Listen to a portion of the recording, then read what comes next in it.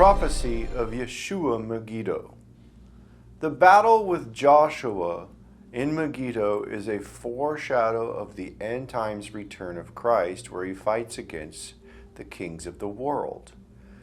And it is found in the book of Joshua. Joshua chapter 12, verse 7 through 24 goes on, and it begins to say, "And these are the kings of the country which Joshua and the children of Israel smote on this side Jordan on the west, from Baalgad in the valley of Lebanon, even unto the Mount Halak that goeth up to Seir, which Joshua gave unto the tribes of Israel for a possession according to their divisions." Now, it's going to go into talking about the listing of the kings, and this is going to be lengthy, but it just goes to show that Joshua battled all these kings in Megiddo. In verse 8 it says, "In the mountains and in the valleys and in the plains and in the springs and in the wilderness and in the south country, the Hittites, the Amorites, and the Canaanites, the Perizzites, the Hivites, and the Jebusites. The king of Jericho, 1. The king of Ai, which is beside Bethel, 1. The king of Jerusalem, 1. The king of Hebron, 1. The king of Jarmuth, 1. The king of Lachish, 1. The king of Elgon, 1. The king of Gezer, 1. The king of Debir, 1. The king of Geder, 1. The king of Hormah, 1. The king of Arad, 1. The king of Libnah, 1. The king of Adullam, 1. The king of Makkedah, 1. The king of Bethel, 1. The king of Tappuah, 1. The king of Hepher, 1. The king of Aphek, 1. The king of Lesharon, 1. The king of Madon, 1. The king of Hazor, 1. The king of Shamron-Meron, 1. The king of Ashvath, 1. The king of Tanakh, 1. The king of Megiddo, 1.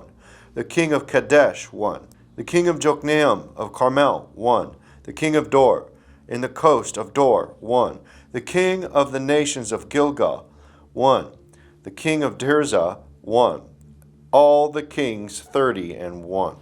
Now we see that Joshua killed these kings in the Megiddo. So we know that Joshua prophetically foreshadowed Christ's second coming, with Christ battling the kings of the earth. And in the valley of Megiddo, we'll find this in the prophecy. But first, looking to the prophetic foreshadow of Joshua. Joshua is called Joshua, but in the Hebrew it's spelled Yehoshua. In Joshua chapter 1, verse 1, we see that Joshua, the son of Nun, is Yod He Vav Shin Ayin, which is Yehoshua. And many people err in the name of Christ.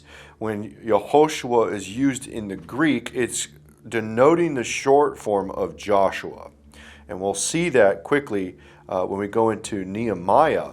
But looking at Joshua here, notice that it's Joshua, the son of Nun, spelled Yod He Vav Shin Ayin. But what we see in the latter book, in the latter times when they began to use the short form of the name of Yehoshua, that they called it Yeshua. In Nehemiah chapter 8, verse 17, it says, "And all the congregation of them that were come back out of the captivity made booths and dwelt in the booths.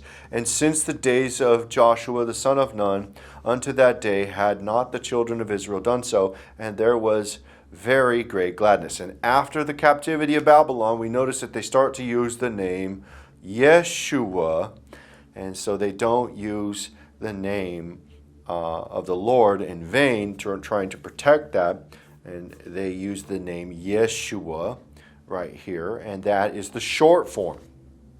So we see that Joshua is literally called Yeshua, and Yeshua is the name of the Messiah. There's no other names of the Messiah. These people that are saying Yahuwah, Yahusha, all these weird names, they're not the name of the Messiah. They tried to mispronounce the name of Yehoshua, which is the short form, Yeshua, and that is the name of the Messiah. And going forward to looking at this, will become clear that when Yeshua returns on his battle, it'll be like Yeshua, in the same likeness, Joshua, in the prophetic foreshadow. On the battle of his return, we see in the book of Revelation, chapter 19, verse 16, it says, "And he hath on his vesture and on his thigh a name written, King of Kings and Lord of Lords." And so this is Christ returning as the King of Kings, Christ Yeshua. And we see that he's going to battle the kings of the earth, just like Joshua did in Megiddo. In Revelation 19, verse 19, it says, "And I saw the beast and the kings of the earth and their armies gathered together to make war against him that sat on the horse and against his army." So we see here clearly that they begin to gather to battle with Christ. And what we do notice in the book of Revelation, chapter 17, verse 14, in looking to those who are written with Christ, those who align with Christ, are called chosen and faithful in that battle. Because we are going to battle the beast and their armies. Guaranteed. It's written in the prophecy. And that's who the armies are that fight against the beast and their armies. In Revelation chapter 17, verse 14, it says, "These shall make war with the Lamb, and the Lamb shall overcome them, for he is Lord of lords and King of kings.